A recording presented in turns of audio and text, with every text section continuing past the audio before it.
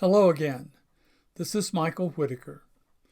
This is the 11th post in the 21 post series that I'm doing on LinkedIn and sharing on Facebook. Post number 11 puts us over halfway for the entire series. The topic of this post is the decisive moment. You will notice it has quotation marks around it, and we'll talk about that in just a few minutes. The photo I'm using for this post is simply entitled Flea Market Girl. It's just a basic title reflecting what the subject of the photograph is. It's from an unpublished project entitled Restricted Attention. You've seen photos from that previously, and I think there might be one more. As background for this post, I studied 2 years at the Pittsburgh Center for the Arts in Pittsburgh, Pennsylvania. My primary photography teacher was Rich Hurst. He was also my mentor and friend. Rich Hurst had a thing about Henri Cartier-Bresson. Cartier-Bresson is the person who coined or came up with the concept of the decisive moment. Rich just absolutely loved Henri Cartier-Bresson. In fact, at one point, Rich came to me and said, I know you published a lot of articles and things. Would you consider reading a letter that I've written to Cartier-Bresson so that you can improve it and I can send it to him and not look like a fool? I read the letter. It was absolutely remarkable. It was from his heart. In that letter, Rich made the statement to Cartier-Bresson, every time I trip the shutter, every time I push the button on my camera, I hear you sitting on my shoulder, whispering in my ear. I gave the letter back to Rich and I said, do not change a word. It's perfect the way it is. And he sent it. Believe it or not, Cartier-Bresson responded with a handwritten note that said what Rich had said about him sitting on his shoulder was the nicest thing anyone had ever said to him. So I got heavy doses of Henri Cartier-Bresson during the 2 years that I studied under Richard Hurst. For that reason, I've added a slide in here this time to point out some factors about the decisive moment. Cartier-Bresson came up with that phrase, and he published a book, I think in the 50s, might have been the 60s. The French name was not The Decisive Moment, but when they published the English version, they gave the English version the title, The Decisive Moment. They teach entire courses about the decisive moment. I've just picked, I think six issues here that mean a lot to me to point out how Cartier-Bresson has influenced my photography. Number one, Cartier-Bresson said he wanted to trap fleeting moments in life. I refer to it as capturing fleeting moments in time. Cartier-Bresson had a habit of finding appealing backgrounds and waiting for people to pass by to create interesting photographs, to create decisive moments. Probably one of his more famous photographs is of a large water puddle and of a short, stocky man jumping over that puddle, and Cartier-Bresson caught the image at the moment that man has both of his legs above the water and jumping. So Cartier-Bresson is known for finding something that appeals to him and then sitting there and waiting for an interesting subject, for a decisive moment to come by. Cartier-Bresson was very big on framing the image in your camera, compose the image in your camera, as opposed to waiting after the film's developed or waiting after the image is processed and cropping it. Because Rich was so big on Cartier-Bresson, for our assignments, we were not permitted to crop images. We had to print our images, what was called full frame, in the darkroom. You put the negative in the enlarger, and you leave enough space around the edge of the negative that there's a black frame around the image when it's printed. That's called printing full frame. Of course, now with digital stuff, you can create the full frame look without having to do that. But Cartier-Bresson was really big on frame the image in the camera. Rich used to say, fill the frame. Fill it with what you want, and it'll always be better. Cartier-Bresson was also big on capturing the authenticity, what he called the authenticity, for the purpose of becoming invisible. I talked, I think the first post, about impression management, how people see that you're taking their pictures and they have managed the impression. For a brief time when we lived in Colorado, I did a thing called personal documentary services, where I photographed people just being themselves during activities. This one family has seen pictures of my children and grandchildren and wanted to hire me to photograph their daughter. And I said, great, it wasn't a lot of money, but I thought this would be a good experience. The daughter was extremely cute, and she was very active. So I was out in their backyard ready to photograph her, and she was just being perfect. I thought, these are going to make perfect photographs. But whenever I raised the camera to my eye, she stopped and posed. Literally stopped and posed, put her hands up. So I'd put the camera down. She'd go back to playing, doing stuff. I'd raise the camera to my eye again. She'd stop and pose.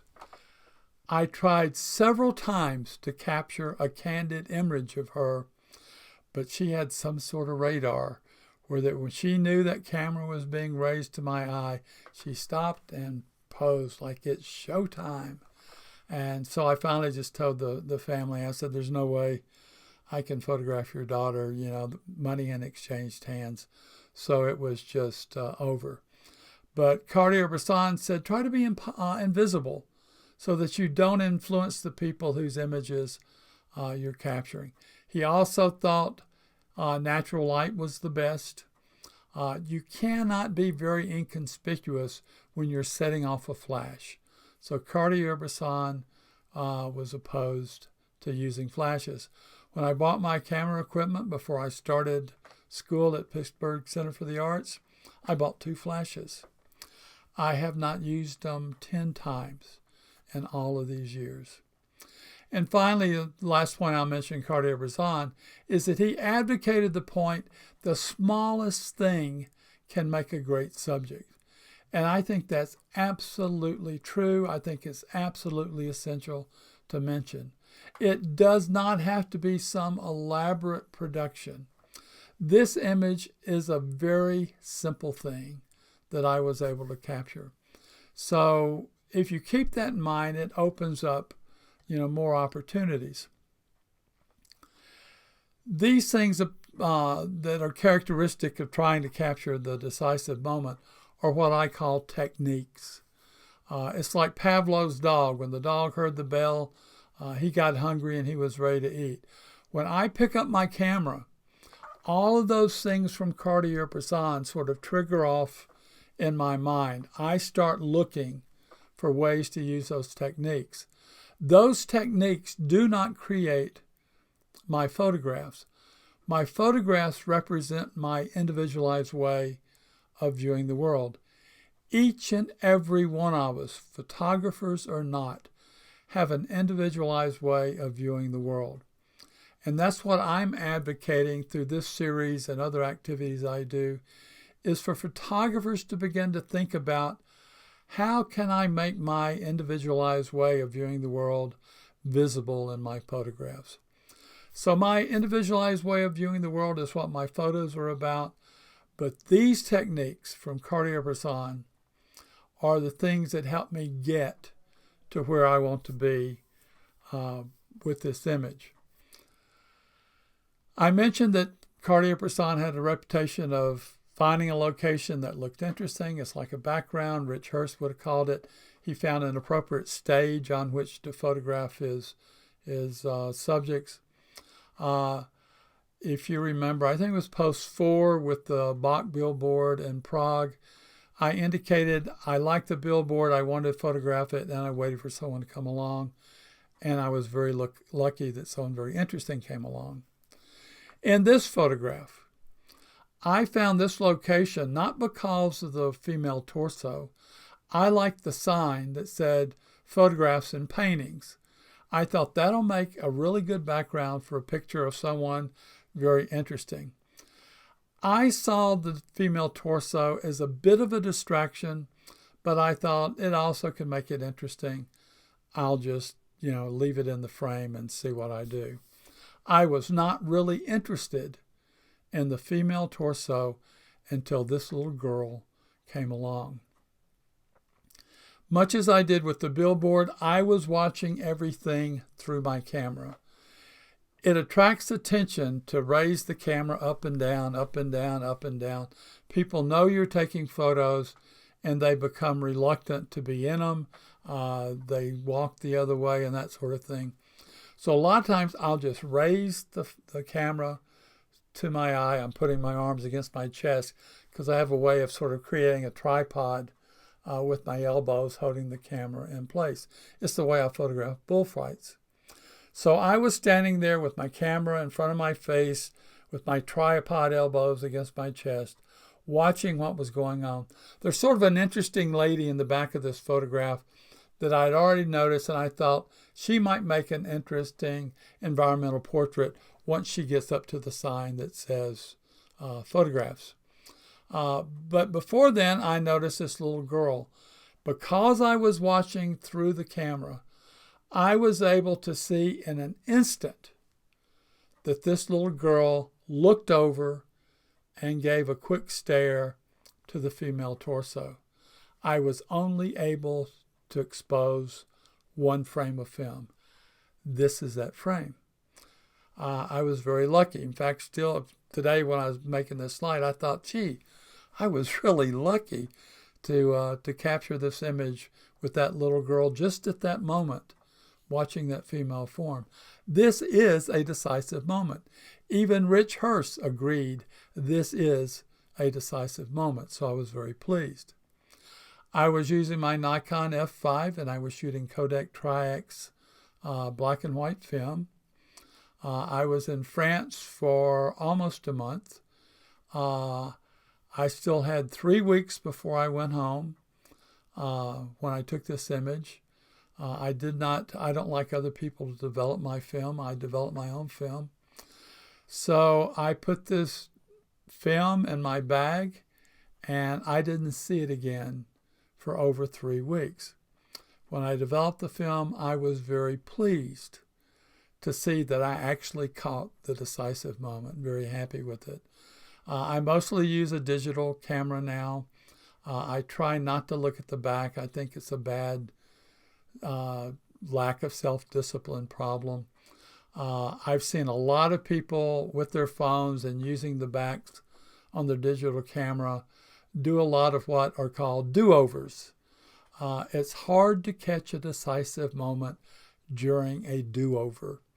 So I try not to look at my screen when I'm on the back of my camera when I'm capturing images.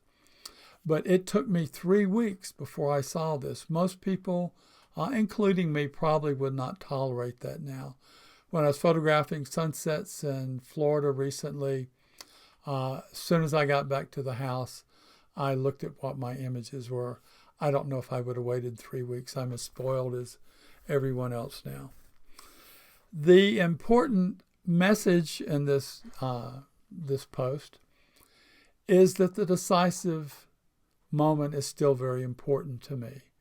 I still pursue it, even in my formal projects. The project that you've seen one image from, and we'll see another, the Cruzada in Cuba, I had a huge advantage because a lot of times they did the same performance 2 or 3 days in a row because we changed locations almost every day. So I would go with the performers and watch their performances, and I would know when the decisive moment was coming. I would know when there was going to be a huge reaction from the children in the crowd. So I had an advantage of having seen the performance previously and being able to do wonderful work with capturing the decisive moment in those situations. I think that's all I have to say about this photograph. Oh, I was going to mention that Richard Hurst had a quote that photography is the only art form in which you can have an accidental masterpiece. Rich would not suggest that this is a masterpiece, and I don't expect him to, but I had one shot, one frame of film, 2 or 3 seconds, because that's all these, the father and daughter were in my vision. They were only there for 2 or 3 seconds. I was able to capture that one frame of film. Rich said this photograph is an example of what he means. Sometimes you're just lucky and have an accidental image that turns out a lot better than what you expected.